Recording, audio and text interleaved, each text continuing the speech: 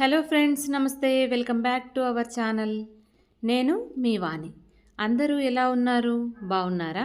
నేనైతే బాగున్నాను. మీరందరూ కూడా బాగుండాలని మనస్ఫూర్తిగా అయితే కోరుకుంటున్నానండి. ఇవాళ మన ఛానల్లో రెసిపీ వచ్చేసి మురుకులండి. చక్రాలని కూడా అంటారు వీటిని. ఇప్పుడైతే పిల్లలందరూ కూడా దసరా హాలిడేస్ వచ్చాయి కాబట్టి దసరాలో అందరూ కూడా చేసుకునేవైతే పిండి వంటలు. ఈ మురుకుల్ని క్రిస్పీగా అట్లాగే ఈజీగా టేస్టీగా ఎట్లా చేసుకోవాలైతే వీడియోలో చూసిద్దాం. ఇంకెందుకండి ఆలస్యం, ముందుగా అయితే వీడియోలోకి వెళ్దాం పదండి. నేనైతే 1 కేజీ బియ్యాన్ని అయితే పట్టించాను. కేజీ బియ్యానికి 1 కప్పు పుట్నాల పప్పుని అయితే తీసుకుంటున్నాను. ఈ పుట్నాల పప్పుని మిక్సీ జార్లో వేసేసుకొని మనం సన్నగా అయితే మిక్సీకి అయితే పట్టేసుకుందాం. ఈ విధంగా మిక్సీకి పట్టిన తర్వాత దీన్ని జల్లెట్లో వేసుకొని మనమైతే జల్లించుకోవాలి. మనకు పైన కొద్దిగా బరకగా ఏదైనా మిక్సీకి అవ్వంది ఉందనుకోండి, పైనకైతే వచ్చేస్తుంది. ఈ దాన్ని మనం బియ్యం పిండిలోనూ అయితే కలిపేసేసుకోవాలి దీన్ని. ఇప్పుడు దీంట్లోనికే మనం 1 పావు టీ స్పూను పసుపునైతే వేసుకోవాలి. పసుపు వేసుకోవడం వల్ల కలర్ అనేది చాలా చక్కగా అయితే వస్తుంది. 1 పావు టీ స్పూన్ వేసుకుంటే సరిపోతుంది. అట్లాగే 3 టేబుల్ స్పూన్ల నువ్వులను కూడా దీంట్లోకి అయితే వేసేసుకుందాము. దీంట్లోనికే వాము కూడా వేసుకుందాం. వాముని 2 టేబుల్ స్పూన్ల వాము. ఇప్పుడు ఇదే పిండిలోనికైతే ఇప్పుడు మనం కారం కూడా వేసుకుందాము. మనం పిండి ఎంత తీసుకున్నామో దాన్ని క్వాంటిటీని బట్టి అయితే కారాన్ని అయితే వేసుకోవాలి. ఇప్పుడు దీంట్లోనికి నేను 5 టేబుల్ స్పూన్ల కారాన్ని అయితే వేసుకుంటున్నాను. స్పైసీ ఎక్కువ తినే వాళ్ళైతే ఎక్కువగా వేసుకోవచ్చు, లేదనుకుంటే కొద్దిగా అయితే తగ్గించి తీసుకోవచ్చు. దీంట్లోనికే సాల్ట్, రుచికి సరిపడా సాల్ట్ అయితే ఒక్కసారిగా అయితే వేసుకోకూడదు. మనం పిండిని అంతా కలుపుకున్న తర్వాత ఒకవేళ తగ్గింది అనుకుంటే మనం అప్పుడు వేసుకోవచ్చు.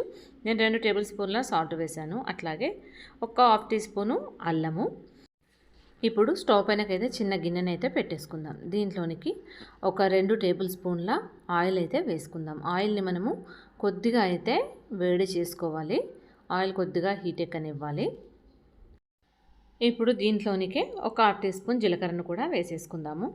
ఇప్పుడు ఇదంతా పిండిలో మనము సాల్ట్, కారము ఇదంతా కూడా కలిసే విధంగా ఒకసారి అయితే కలుపుకుందాం.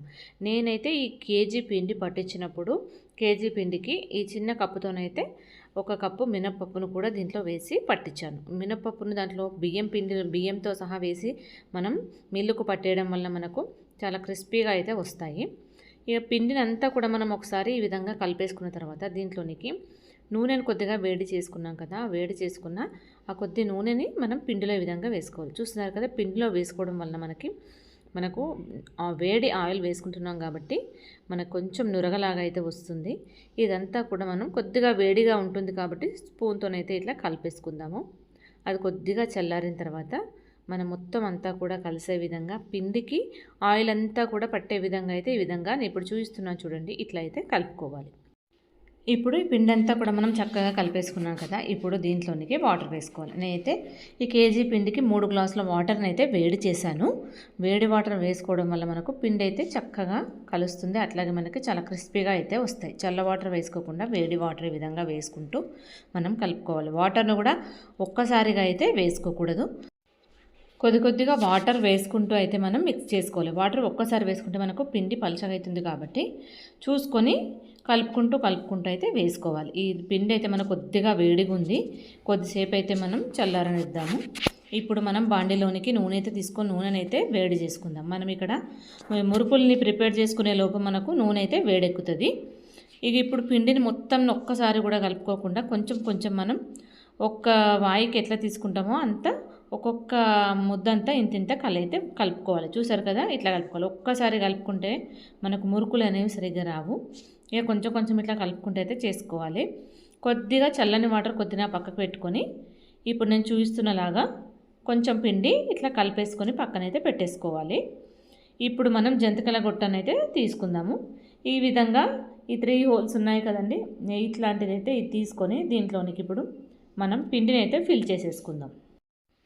ఇక ఈ పిండిలో మనకి పుట్నాల పప్పు వేయడం వల్ల మనకి చాలా క్రిస్పీగా వస్తాయి. ఇక పిల్లలు ఎక్కువ గట్టిగా అయితే తినరు కదా, పిల్లలైనా పెద్దలైనా ఇక నోట్లో వేసుకుంటే కరిగిపోయే విధంగా మనకి ఇక మురుకులు రావాలంటే పిండి పట్టించిన తర్వాత కొన్ని పుట్నాలను అయితే ఇప్పుడు నేను చూపించిన విధంగా అయితే మనం మిక్సీకి పట్టేసుకొని బియ్యం పిండిలా కలుపుకుంటే ఇక చాలా క్రిస్పీగా అయితే వస్తాయి. మీరు ఒకసారి తప్పకుండా అయితే ట్రై చేసి చూడండి.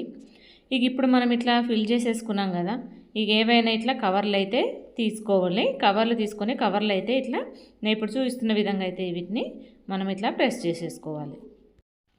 ఇక వీటిని మనం డైరెక్ట్గా ఆయిల్లో అయినా అట్లనే పిండేసుకోవచ్చు వీటిని.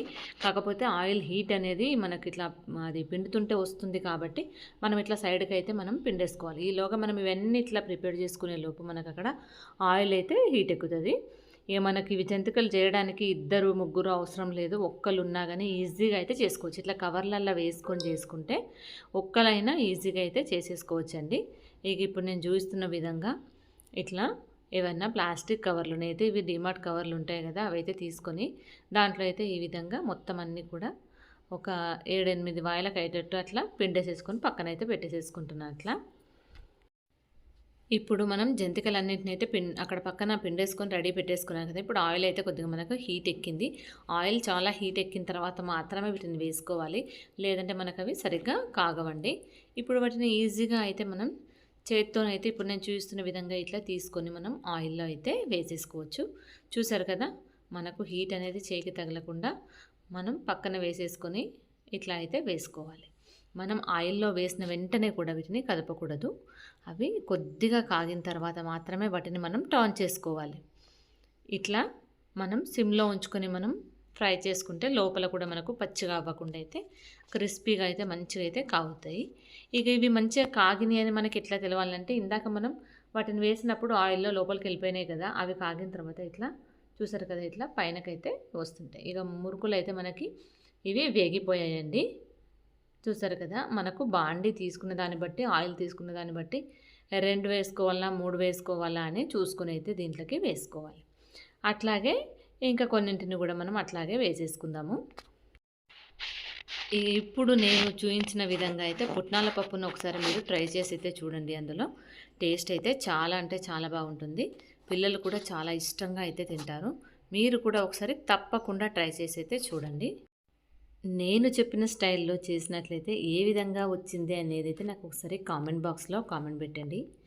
ప్లీజ్ ఈ వీడియో కనుక మీకు నచ్చినట్లయితే లైక్ చేయండి, షేర్ చేయండి, అట్లాగే సబ్స్క్రైబ్ చేయడం మాత్రం మర్చిపోకండి. మరిన్ని వీడియోస్తో అయితే నేను మీ ముందుంటాను. Thank you for watching.